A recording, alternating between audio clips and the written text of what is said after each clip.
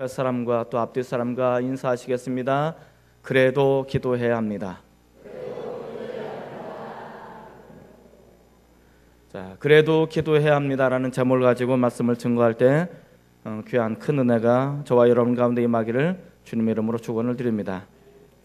사람이 진짜 위기를 만나게 되면 하나님을 찾게 되어집니다. 사람이 가장 힘들고 가장 어려운 순간, 정말 큰 일을 만나게 되면 하나님을 찾게 되고 또 하나님께 기도하게 되어 있습니다. 제가 예전에 이제 많은 사람들에게 신방을 가기도 하고 또 암 수술을 받는 사람들에게 가서 수술 전에 또 기도를 해주기도 합니다.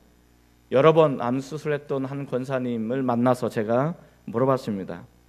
수술을 두세 번 하셨는데 그렇게 큰 수술 하실 때 들어가실 때 마취를 하기 전에 뭐가 제일 많이 생각나나요?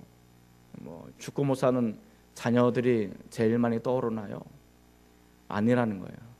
그럼 설마 남편 얼굴이 떠오르나요? 절대 아니라는 거예요. 그러면 뭐가 제일 많이 생각납니까? 그랬더니 하나님이 제일 많이 생각나더라. 가장 위급한 순간, 이 수술실로 들어가면 내가 어떻게 될지 모르는 그런 이때는 이제 모든 걸 맡기는 거잖아요. 자신이 자신의 생명을 의사들의 손에 맡기는 거잖아요. 그런 맡기는 절체절명에 어떻게 보면 본인에게는 그런 순간이 다가오는데 그 순간 다른 것이 하나도 생각나지 않고 오직 하나님만 생각나더라는 것입니다. 그러면 하나님께 살려달라고 간절히 기도했나요? 그렇게 물어봤더니 그건 아니라는 거예요. 물론 그랬으면 좋겠지만 하나님, 내가 지금 이 수술실에 들어가서 내가 이후에 어떻게 될지 모르지만 설령 죽는다 할지라도 하나님 내 영혼을 부탁드립니다. 이런 마음들이 간절하다는 것입니다. 저는 아직 그런 대수술을 받지 않아서 잠시 짧은 시간에 그런 것을 경험해 본 적이 있습니다. 뭐냐면 대장 내시경하고 위 내시경 할 때 뭐를 하냐면 아주 짧은 수면 시간을 갖잖아요. 그래도 내가 이때 못 깨어나면 어떻게 해야 되지? 이런 두려움들이 살짝 스쳐 지나가긴 해요. 그때 이보다 더 큰 저희가 있었겠구나 라는 생각이 듭니다. 사람이 정말 힘들고 어려우면 하나님을 찾게 되어 있습니다. 시편 150편이 있는데 가장 많은 시의 종류가 탄식시라는 종류가 있습니다. 탄식시라는 것은 그 시인이 살아가고 있는 삶의 자리, 삶의 바운더리가 힘들고 어렵기 때문에 탄식하면서 하나님 앞에 기도한 내용이 시편의 기도 내용입니다. 많은 사람들이 삶이 힘들고 어려울 때 정말 위기 순간에 하나님을 찾게 되고 하나님께 기도하게 되더라라는 것을 이야기해 주고 있습니다. 상황이 나빠지고 어려운 상황 속에 내몰릴 때 사람은 기도하게 됩니다. 그런데 그때 기도하는 사람과 사실 그 순간에 있으면서 불구하고 기도하지 않는 사람도 있습니다. 그 순간에 기도하지 않는 사람의 변별력은 그 당시는 잘 모릅니다. 그 어려운 시기는 기도하는 사람이나 기도하지 않는 사람이나 별 차이가 없어 보입니다. 그런데 시간이 점점점 지나가면 지나갈수록 이 간극이 서서히 벌어지기 시작합니다. 나중에 그 어려운 환경 속에 여전히 그래도 기도하는 사람은 달라지게 되어 있습니다. 그러나 여전히 그 어려운 상황 속에 기도하지 않고 원망만 하고 불평만 쏟아놓는 사람들은 그 삶의 자리가 확연하게 달라지게 됩니다. 나중에는 이 두 간격이 너무나 커서 이루 말할 수 없이 크게 벌어지는 전혀 다른 삶을 사는 것을 우리는 많이 경험하게 되어집니다. 똑같이 어려움이 있고 똑같이 시련이 오고 똑같이 고통스러운데 어떤 사람은 좀 더 나은 모습으로 또 어떤 사람은 좀 더 못하는 모습으로 이 간격이 벌어지는 가장 중요한 이유는 그 상황 속에 내가 기도했느냐 기도하지 않았느냐라는 것입니다. 오늘 하나님께서 에레미야를 찾아오셨습니다. 에레미야가 찾아오셔서 많은 것들을 말합니다. 가장 위급한 순간, 가장 급박한 순간에 하나님께서 찾아오셔서 예레미야에게 말씀하십니다. 예레미야야, 너는 그곳에서 기도해야 된다라고 말합니다. 그곳에서 기도해야 된다. 이것이 오늘 우리가 살펴볼 많은 것입니다. 예레미야에게 하나님께서 말씀하십니다. 지금이야말로 너가 기도할 때라고. 이것은 오늘날 우리에게 똑같이 적용됩니다. 지금이야말로 우리가 하나님 앞에 기도해야 될 때라고 말하고 있습니다. 우리는 그래도라는 단어가 들어가는 설교를 계속 듣고 있습니다. 그래도라는 말은 상황과 상관없이 우리가 마땅히 해야 될 그 어떤 것이라고 설명을 드렸습니다. 우리가 상황과 상관없이 마땅히 해야만 하는 그 어떤 것, 상황이 좋아졌든 상황이 나빠졌든 상황이 좀 호전됐든 상황이 괜히 어려운 상황으로 내가 몰리든 그런 것과 상관없이 마땅히 우리가 해야만 하는 그 어떤 것, 이것을 그래도라는 단어에 포함되어 있습니다. 우리는 첫 번째, 그래도 복음을 전해야 됩니다. 사람들이 힘들고 어려워도 그들은 그 상황 속에서 그래도 그들은 복음을 전했습니다. 두 번째, 우리가 살펴봤다는 것은 상황이 아무리 힘들어도 눈물 나는 일이 있더라도 우리는 눈물 흘리면서라도 그래도 씨를 뿌려야 된다라고 말씀을 드렸습니다. 오늘 세 번째, 그래도 우리는 기도해야 합니다.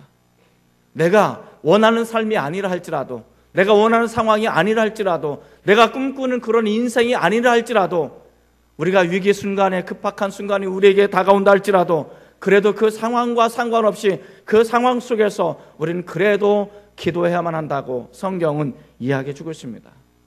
성경은 말합니다. 그렇다면 우리가 그래도 그 상황 속에서 그래도 우리가 기도해야만 하는 이유는 뭘까?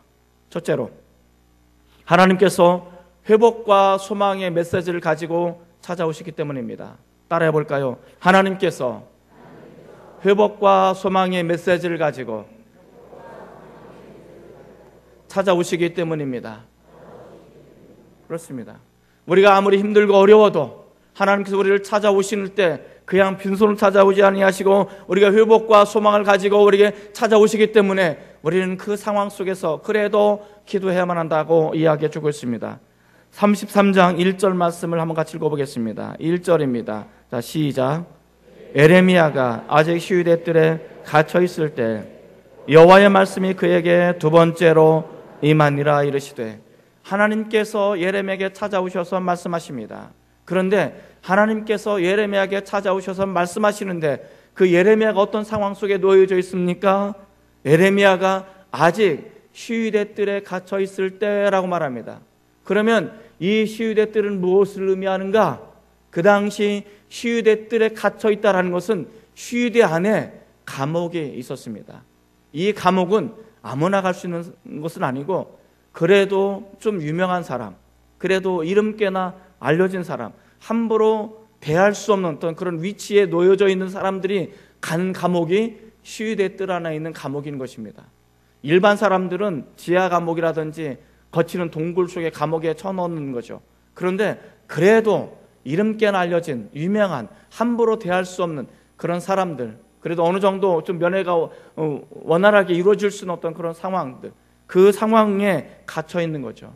예레미야는 그래도 제법 알려진 선지자였습니다. 그렇기 때문에 예레미야는 시위대 뜰에 갇혀 있었다라고 말합니다. 자, 하나님께서 언제 예레미야에게 오셨다고요? 감옥에 갇혀 있을 때. 그가 감옥에 갇혀 있을 때 하나님께서 찾아오셔서 그에게 기도하라고 요청하고 있는 것입니다. 네가 이 감옥에 있을 때 정말 해야 될 것은 기도하는 것이라고 말하고 있는 것입니다. 아마도 예레미야가 감옥에 갇혀 있을 때 이제 나라의 운명이 그 시시각각으로 다가왔고 운명이 다 했다는 것을 알 때 아마 예레미야는 절망했을지도 모릅니다.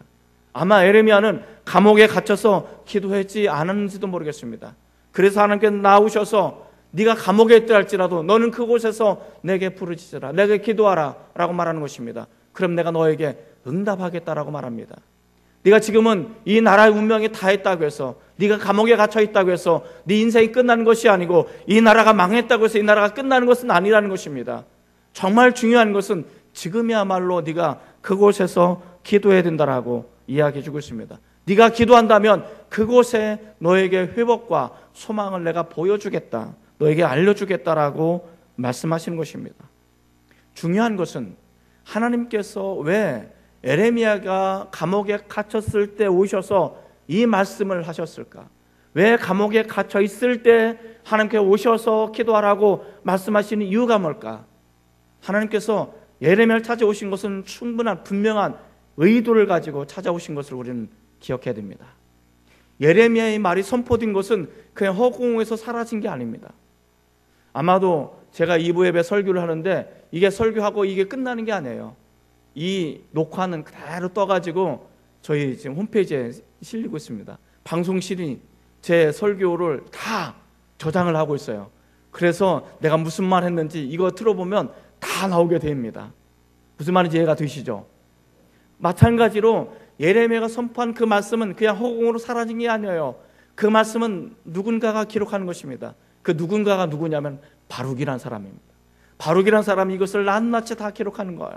여러 번 복사본도 가지고 있는 거예요. 그리고 이것을 포로로 끌려간 사람들에게, 또 여러 가지 어려운 상황 속에 있는 사람들에게, 그리고 또 그 당시 그 성전에 혹은 디아스포라로 이제 운영되어 있는 그 회당에 이 말씀들이 가 있는 거예요.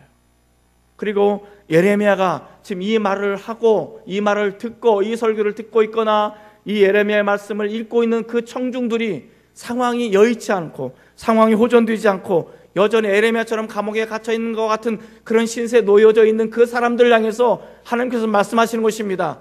너희는 지금은 그때야말로 기도해야 된다라고. 너희가 예레미야처럼 상황이 어렵거든, 감옥에 갇혀 있는 것처럼 보여지거든, 그때야말로 너희가 지금 기도해야 된다라고 말하고 있는 거예요. 지금 이스라엘 사람과 예루살렘, 이것은 멸망이 정해진 것입니다. 바벨론 사람들에게서 망한 것은 이건 기정사실화됩니다. 그들이 포로로 끌려갈 것입니다. 그들이 어려운 상황에 놓여져 있을 것입니다. 그럴 때 그들이 그곳에서 그들이 기도해야 된다고 말씀하시기 위해서 이것을 이야기해 주고 있습니다. 너희가 그곳에서 기도한다면 하나님께 너에게 새로운 회복과 소망을 너에게 전해주고 그 말씀을 들을 것이다라고 이야기해 주고 있는 것입니다. 이것이 성경의 관점인 것입니다. 바울과 실라가 복음을 들고 전하기 시작했습니다. 바울과 실라가 빌립보라는 도시에 가서 복음을 전하기 시작했습니다. 귀신 들린 점치는 여종을 고쳐주었습니다. 이런 사건들로 인해서 바울이 감옥에 갇히게 됩니다. 감옥에 갇히는 것만 대수가 아닙니다. 감옥에 갇히기 전에 그들은 매를 맞고 감옥에 갇힙니다. 지혜 감옥에 갇히게 되었습니다. 아마 이쯤 되면 이 바울과 실라가 하나님을 향해서 원망도 수단을 뽑하잖아요. 우리가 떠돌아다니면서 순례자처럼 이곳 저곳 이 도시 저 도시 이 마을 저 마을 떠돌아다니면서 복음을 전하고 또 예수님을 전하고 십자가를 전하게 되어지면 이 복음을 듣고 많은 사람들이 구원함에 이르게 된 이 결과를 보고 하나님이 우리에게 축복해 주셔야 되는데, 하나님, 우리가 복음을 전하다가 우리가 고발을 당하고 고발을 당할 뿐만 아니라 우리가 매를 맞을 뿐만 아니라 비단아 들어오지 않는 이 지하 감옥에 갇혀 있어야 될 이유가 무엇입니까? 이렇게 원망할 수도 있어요. 그러나 바울과 실라가 매를 맞고 지하에게 감옥에 가서 이들은 그 원망을 하지 않았습니다. 바울과 실라가 이 빌립보 감옥에 갇혔을 때 그들이 했던 것은 이거였습니다. 그들이 그곳에서 찬양하기 시작했습니다. 그곳에서 기도하기 시작했습니다. 바울과 실라가 감옥 가장 밑바닥 그곳에서 찬양과 기도를 하기 시작했는데 자기네들만 알도록 조곤조곤 기도하지 않았어요. 차근차근 찬양하지 않았어요. 이 바울과 실라가 기도하고 찬양하는데 그 감옥에 있는 모든 죄수들이, 모든 사람들이 바울과 실라가 기도하는 이 기도 소리를 들었다고 말합니다. 바울과 실라가 찬양하는 이 찬양 소리를 다 들었다고 이야기하고 있습니다. 사랑하는 성도들, 이것입니다. 심지어는 그 감옥을 지키고 있는 죄수까지도, 간수까지도 바울과 실라가 기도하는 그 기도 소리를 듣고 바울과 실라가 찬양하는 그 소리를 들었다라고 말하는 것입니다. 매를 맞고 감옥에 갇혀있는 바울과 실라가 기도하기 시작한 순간, 그들이 기도하는 그 절정의 그 순간 땅이 흔들리고 바울의 그 감옥의 문이 열려지기 시작하는 것입니다. 기적이 일어나는 것입니다. 여러분, 바로 이 바울과 같은, 실라와 같은 그들이 감옥에 갇히고 매를 맞고 어려운 상황 속에 놓여있을 때 그들이 누구나 다 들을 수 있도록, 누구나 다 할 수 있도록 기도하기 시작했고 찬양하기 시작했을 때 땅이 흔들리게 되어지고 감옥의 문이 활짝활짝 열려지게 되더라는 것입니다. 이것이 기적인 것입니다. 이것이 하나님의 놀라운 능력인 것입니다. 사랑하는 성도 여러분, 하나님께서 예레미야가 감옥에 갇혔을 때 이 찾아오시고 기도하라고 하신 이유는 이 에레미야처럼 감옥과 같은 절망의 순간이 우리에게 다가올 때 너희가 그 속에서 기도하게 되어진다면 하나님의 놀라운 축복과 하나님의 놀라운 회복과 소망을 받을 거라고 말씀하고 있기 때문에 그런 것입니다. 그렇기 때문에 우리는 이 자리에서 이곳에서 기도해야만 하는 것입니다. 이곳에서 우리가 기도하게 되어진다면 우리가 갇혀있던 감옥의 문이 열려질 것입니다.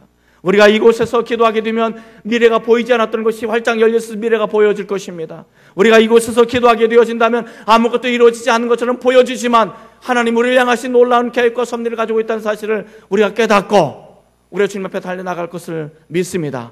그런 은혜가 우리 모두에게 임하기를 주님의 이름으로 축원을 드립니다. 두 번째로, 그렇다면 우리가 그래도 기도해야만 하는 두 번째 이유는 무엇일까요?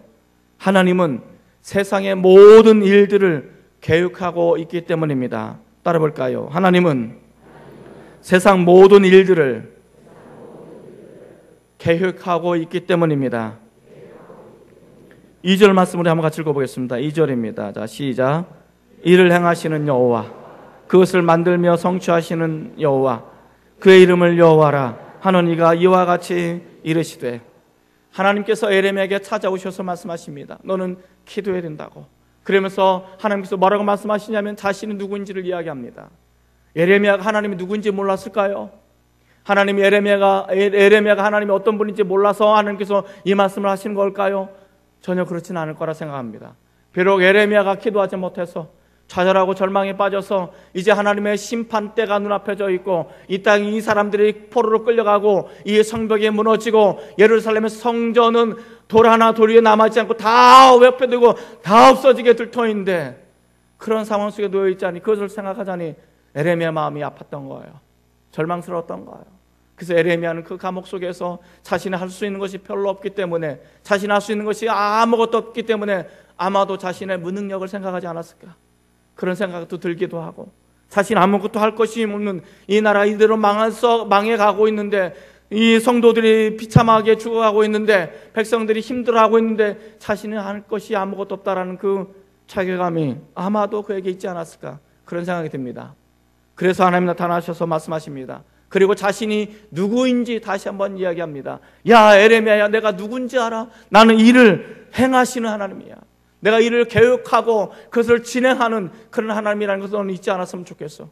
나는 세상의 창조주고 나는 세상을 이끌어가는 전능하신 하나님임을 너가 믿었으면 좋겠어 라고 말하는 것입니다. 하나님은요, 이 세상의 모든 것을 주관하시는 분입니다. 이 세상이 진행되어지는 모든 일에 관여하시는 것입니다. 배후에 하나님이 쓰십니다. 세상의 모든 일을 관여하시고 진행하시는 분이 하나님이라고 예레미야에게 말하고 있는 것입니다. 이 예루살렘을 심판하기 위해서, 이 예루살렘을 멸망시키기 위해서 하나님은 아수르를 폐하시고 바벨론을 세우셨습니다. 그리고 그 이스라엘 사람들을 포로로 귀환시키기 위해서 하나님은 무지막지한 그 바벨론을 폐하시고 멸망시키시고 페르시아 나라를 세우셨습니다. 이 작은 나라가 뭔데? 이 나라가 어떤 나라인데 이 나라 때문에 크고 작은, 크고 엄청난 제국들을 흥하게도 하시고 멸하기도 하신 하나님, 이것이 하나님의 계획인 것입니다. 여러분, 이것을 하나님께서 말씀하고 있는 것입니다.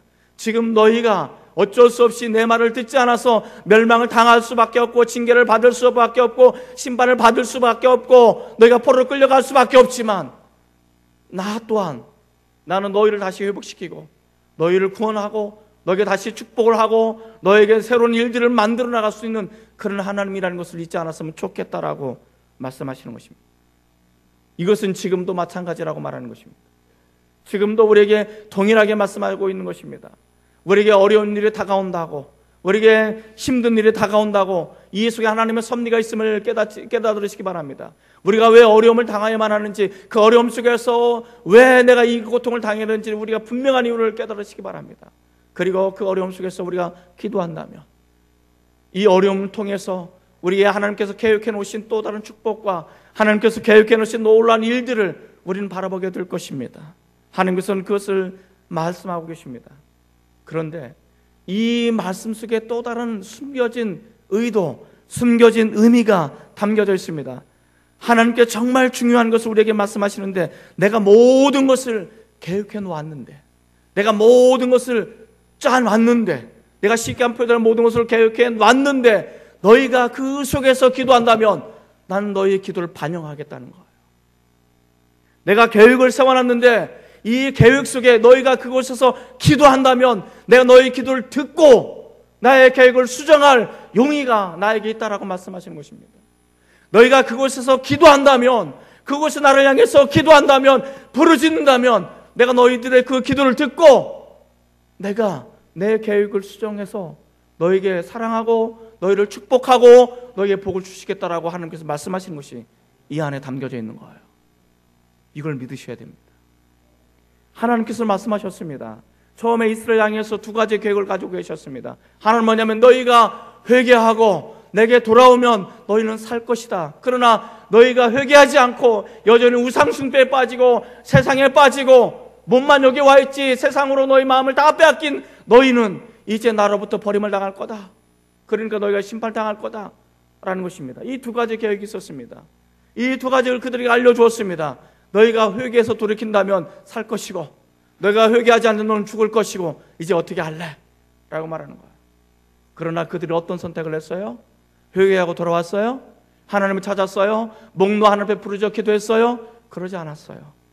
하나님 찾지 않았어요. 그래서 하나의 계획은 없어지는 거예요. 남은 것은 그들에게 심판밖에 없는 거예요. 멸망밖에 없는 거예요. 그러면 우리가 새벽 예배 때 지금 예레미야서를 우리가 쭉 하고 있습니다만은 여러분 예레미야서를 통해서 말씀하시는 분명한 것이 뭐냐면 이제 심판은 피할 수 없는데 바벨론이 쳐들어오면 무조건 항복해라. 그것이 너희가 사는 길이다라고 말합니다. 너희가 정말 그 멸망당할 때 너희 목숨을 안전하게 보장하고 너희가 그나마 그래도 인간 대접을 받을 수 있는 포로 상황으로 갈 수 있는 길은 네가 미리 항복하는 거다라는 것입니다. 그러나 많은 사람들이 우리는 죽으면 죽었지 그렇지 못한다라고 해서 일사각오로 하나님의 말씀을 듣지 않고 마지막까지 싸우다가 마지막 어쩔 수 없이 일어나 그들이 항복을 합니다. 그러나 그때는 너무 늦은 거죠. 그래서 바벨론 사람들이 쳐들어오기 시작합니다. 성문이 불타버렸고 성전은 돌 위에 돌 하나 남지 않고 다 없어지고 모든 집들은 불타버렸고 반항하고 저항했던 많은 사람들은 다 학살을 당하기 시작하는 것입니다. 시드기야가 도망치다가 잡혔어요. 시드기야가 바벨론 왕 앞에 신문을 당합니다. 시드기야라는 마지막 왕이 그 왕이 보는 앞에서 자기 자식들이 다 죽어가는 것을 목격하게 되어집니다. 그리고 함께 귀족들과 반항했던 그 모든 귀족들이 시드기야 앞에서 다 하나씩 학살당하는 것을 시드기야 다 보게 되어집니다. 그리고 마침내는 그들이 다 죽자 이 시드기야 왕이 두 눈을 뽑히게 됩니다. 두 눈을 뽑히고 몸은 사슬에 매어서 정말 개처럼 짐승처럼 바벨론을 끌려가고 그 인생이 그렇게 끝나는 것입니다. 그러면 물어봅시다. 이 사람들이 이렇게 될 운명이라는 것을 알았을까요? 몰랐을까요? 이 예루살렘 사람들이 그렇게 될 거라고 알았을까요? 몰랐을까요? 알았을까요? 몰랐을까요? 알았어요. 너무나 잘 알았어요. 너무나 선명하게 잘 알았어요. 그리고 이 안면이 어디까지냐면 바벨론 사람들까지도 이 사실을 알았어요. 그러나 아무도 믿지 않았어요. 아무도 기도하지 않았어요. 바로 그 순간, 정말 기도해야 될 그 순간 아무도 기도하지 않았어요. 그래서 그들은 그렇게 경고한 대로 망하게 됐어요. 우리 예수님이 오시죠? 우리 예수님 재림하시는 거 믿습니까? 재림하시는 것을 믿으십니까? 우리 주님이 내일 오셔도 또 모레 오셔도 10년 뒤에 오셔도 100년 뒤에 오셔도 상관없이 우리 예수님 재림을 믿으십니까? 자, 우리 주님께서 오실 때 우리에게 뭐를 당부하셨죠? 예수님이 재림하시기 직전에 우리에게 뭐 하라고 요청하셨죠? 너희는 깨서 기도하라고 말씀하셨습니다. 너희는 깨서 기도하라. 재림을 준비하라. 세상이 너무 마음에 빼앗기지 마라. 하나님 앞에 돌이키라라고 우리 주님께서 누누하게 강조하시고 가르치시고 말씀하셨죠. 자, 그럼 묻습니다. 우리 주님의 재림을 준비하기 위해서 여러분 기도하고 계십니까? 깨서 기도하고 계십니까? 여러분 마음을 세상에 빼앗기지 않고 하나님께 두십니까? 성결한 삶을 살아가고 계십니까? 성령 충만한 삶으로 우리 주님이 언제 오시는지 할렐루야 마라나타 우리 주님 어서 오시옵소서라고 기도하시면서 우리가 들려올림을 받을 준비를 하고 계십니까? 점점 아멘 소리가 작아지나요? 그럼 이거 우리가 몰라서 못하는 겁니까? 이거 몰라요? 다 안단 말이에요. 다 알고 있단 말이에요. 근데 안 믿는 거죠. 알고는 있는데 믿고는 있는데 진짜 안 믿는 거죠. 이런 걸 보고 뭐라고 말하냐면 신앙 안에 불순종이라는 거죠. 믿음 안에 불순종이라는 것입니다. 믿기는 믿지만 진짜 못 믿는 거. 알기는 하지만 진짜 기도하지 않는 거. 이게 어리석은 백성이에요. 저는 우리가 어리석은 백성이 되지 않았으면 좋겠습니다. 정말 하나님께서 우리를 향해서 계획을 가지고 계십니다. 어떤 계획을 가지고 계십니까? 그 상황 속에 너가 기도한다면 하나님께서 그렇게 말씀하십니다. 내가 너를 회복시킬 때, 우리가 이 땅을 회복시키고 하나님 다시 한번 축복하시고 하나님 놀라운 일을 행하실 때 내가 너를 사용하기를 원한다. 내가 너를 축복의 통로로 사용했으면 좋겠다라고 말씀하시는 분이 우리 하나님이시라는 것입니다. 우리가 그 상황에 내가 기도만 한다면 하나님께 그렇게 말씀하십니다. 야, 내가 그 순간에 내가 너를 쓸 거야. 내가 너를 사용할 거야. 내가 너를 축복의 도구로 쓸 거야. 나는 그렇게 썼으면 좋겠어. 너가 그렇게 기도했으면 좋겠어 라고 말씀하시는 것입니다. 그런 의미로 우리 옆에 사람을 보시고 한번 축복했으면 좋겠습니다. 당신을 하나님께서 사용하시기를 원하십니다.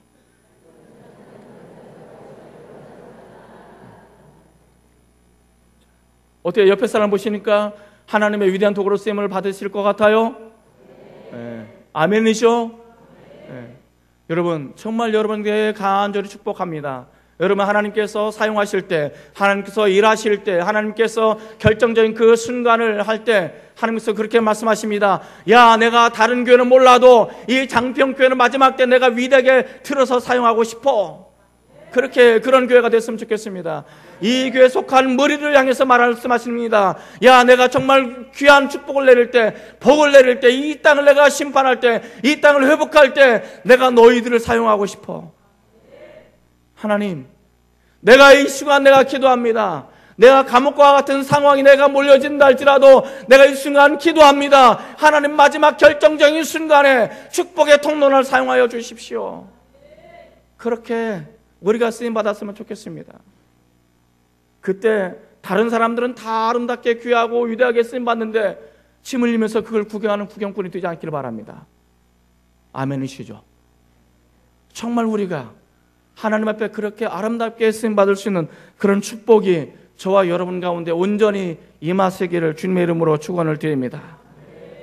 그래도 우리가 기도해야만 하는 마지막 세 번째 이유는 뭘까요? 하나님은 지금도 응답하시기 때문입니다. 따라해 볼까요? 하나님은 지금도 응답하시기 때문입니다. 3절 말씀을 한번 같이 읽어보겠습니다. 3절입니다. 자, 시작. 너는 내게 부르짖으라.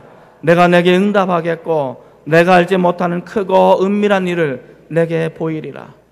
너는 내게 부르짖으라. 그럼 내가 너에게 응답하겠다라고 말씀하십니다. 하나님께서 감옥에 갇혀있는 에레미야에게 하나님이 누구신지 알려주시면서 이야기합니다. 에레미야야, 너가 정말 나를 위해서 기도한다면, 그 감옥에서 너가 정말 기도한다면 내가 너에게 응답할 뿐만 아니라 내가 이 앞으로 되어질 많은 일들, 내게 숨겨질 많은 은밀한 일들을 너에게 보여줄 거야 라고 말씀하신 것입니다. 여러분, 이것이 우리에게 은혜인 것입니다. 하나님은 감옥에 갇힌 에레미야를 찾아오셔서 말씀하셨던 것처럼 때로는 우리는 보이지 않는 감옥 속에 우리가 갇혀 있을 때가 있어요. 힘들고 어려울 때가 있어요. 영적으로 침체에 빠져서 기도가 되지 않는 그런 심각한 영혼의 감옥에 갇혀 있을 때도 있어요. 경제적인 감옥에 갇혀 있을 때도 있어요. 미래가 보이지 않아서 많은 젊은이들이 좌절하고 절망하고 이제 뭐 되는 것도 없고 그래서 아무것도 하지 않고 되는 대로 그냥 되는 대로 살아가려고 하는 그런 사람들이 있어요. 그래서 2017년도를 여러 가지 하잖아요. 뭐라고 말합니까? 각자 도생, 각자 알아서 생존하는 거 얼마나 불쌍해요. 원래 우리 그리스도인들은 각자 도생의 길이 아니에요. 더불어 살아가는 거예요. 함께 살아가는 거예요. 함께 기도하는 거예요. 함께 짐을 나누시는 거예요. 그런데 또 하나는 욜로 세상이네. 욜로. 혼자 사는, 혼자서만 즐기는, 혼자서만 할 수 있는 그런 거. 그냥 뭐 재산 남겨줄 필요도 없고 그냥 혼자 알아서 다 쓰고 다 그렇게 살아가는 거. 뭐 이 세상에 미래가 없고 희망이 없기 때문에 그냥 뭐 쓰다가 인생 허비하다가 그냥 그렇게 살고 죽는 거. 아무런 희망도 없고 아무런 미래도 없고 비전도 없기 때문에 뭐 꿈이 없기 때문에 그냥 되는 대로 살다가 죽는 거. 이게 요즘 2017년도를 진행하는 키워드 중에 하나입니다. 우리 그리스도는 그러면 안 돼요. 우리 예수 믿는 사람은 그런 삶을 살아서는 안 돼요. 우리는 달라야 돼요. 우리는 확연하게 달라야 돼요.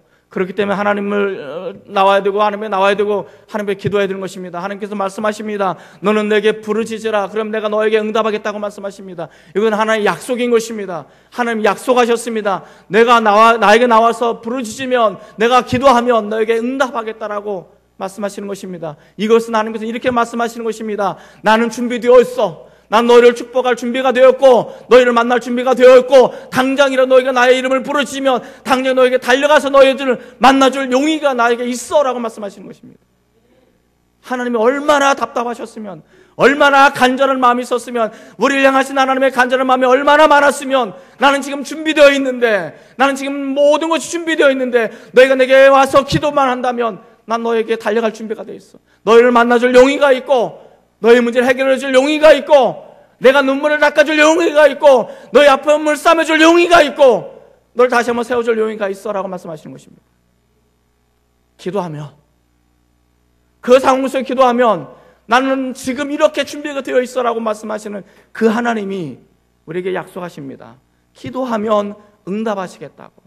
믿으십니까? 기도하면 응답하시겠다고 말씀하십니다. 이 약속을 부여잡고 우리는 기도하셔야 되는 것입니다. 만약에 우리가 그런 상황 속에서 기도했는데 응답하지 않으셨다면 하나님은 구라친 거예요. 하나님 뻥치신 거예요. 그렇잖아요. 너는 내게 부르짖으라. 내가 너에게 응답하겠다고 약속하셨는데 우리가 그 약속을 믿고 기도했는데 응답하지 않으시면 우리가 그 하나님 믿을 필요가 있으십니까? 필요가 없잖아요. 기도할 이유가 없잖아요. 그러나 정말 우리가 하나님이 약속을 부여잡고 기도한다면 하나님께서는 반드시 응답하십니다. 그런데 조건이 하나 있어요. 그 조건이 뭐냐? 부르짖으라는 거예요. 부르짖으라. 한번 따라해 볼까요? 부르짖으라. 이 부르짖으라는 단어가 뭐예요? 이 부르짖으라는 단어는 이때 쓰는 단어입니다. 이 올무에 걸린 짐승이, 이 올무에 걸렸기 때문에 막 벗어날 발버둥 치잖아요. 발버둥 치면 칠수록 어떻게 됩니까? 이 올무가 점점점 쪼여들어서 살갗을 파고 들어가요.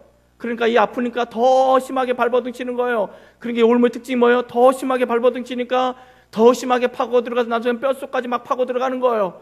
뼛속까지 파고 들어가니까 이 짐승이 너무 아파서, 너무 고통스러워서 내짖는 그 얼마들, 그 순간에 내짖는 그 울부짖음, 이것을 부르짖음이라는 거예요. 이게 부르짖음입니다. 여러분, 짐승이 부르짖는 거 들어보셨어요? 개 짖는 거 말고, 다구는 거 말고, 짐승이 저는 들어봤어요. 언제 들어봤느냐? 제가 어렸을 때 시골에서 살 때예요.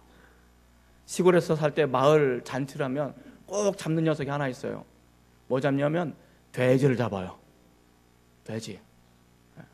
돼지를 잡는데 그것도 작은 돼지를 안 잡아요. 큰 돼지를 잡아요. 근데 이 돼지를 잡는 방법이 뭔지 아시나요? 뭐 여기서 좀 말하기 좀 약한 뭐 그런데 알죠? 알아요. 근데 이 돼지 머리가 얼마나 두꺼운지 이게 정말 이 돼지 대가리가 정말 단단해요. 그래서 멧돼지들이 뭐 머리로 막 치봤잖아요. 왜? 단단하니까 무기인 거예요. 그런데 이 돼지를 잡으려면 어떻게 돼요? 망치로 이게 내려쳐야 되는데, 근데 이게 돼지가 이게 한 번에 안 죽으면 그때부터 끝장인 거예요. 한 번에 이게 안 죽은 돼지가 어떻게 해요? 그때부터 소리를 지르기 시작하는데 이걸 보고 뭐라는지 아십니까? 이걸 보고 돼지 멱다는 소리라고 그래요. 돼지 멱다는 소리. 돼지 멱다는 소리 들어보셨어요? 안 들어보시면 말을 마셔야 돼요. 이 돼지 멱다는 소리가 얼마나 큰지 온 동네가 뭐예요? 떠나갈 듯이 막 하는 거예요. 막. 그렇게 기도하라는 거예요. 그렇게 짐승처럼, 정말 마지막 그 짐승이 부르짖는 그 짐승처럼 하나님 앞에 십자가 밑에 나와가지고 그렇게 기도하라는 거예요. 우리가 정말 하나님에 나와서 기도할 때 내 모든 것을 내놓고 그 십자가 앞에 모든 걸 나가고 내가 정말 짐승처럼 그렇게 하나님 앞에 절규하고 부르짖고 하나님을 찾으라는 거예요. 여러분, 정말 우리가 살고 싶다면, 여러분이 정말 운명이 바뀌어지고 싶고 하나님 여러분의 응답을 받고 싶고 여러분들이 정말 다시 한번 일어나고 싶고 여러분 문제를 해결받고 싶고 여러분 진짜 하나님을 만나고 싶다면 때로는요 짐승처럼 하나님 앞에 나와서 짐승처럼 부르짖고 절규하고 하나님을 찾아야 된다고 말하는 거예요. 이게 애통인 거예요. 이게 하나님의 통곡인 거예요. 오늘날 우리가 이 하나님 앞에 그렇게 애통하고 통곡하게 되어질 때 하나님 우리를 만나주셔요. 우리 운명을 바꿔주셔요. 결정적인 순간에 우리를 사용하셔요. 이 하나님을 만나시는 은혜가 있어지기를 소망합니다.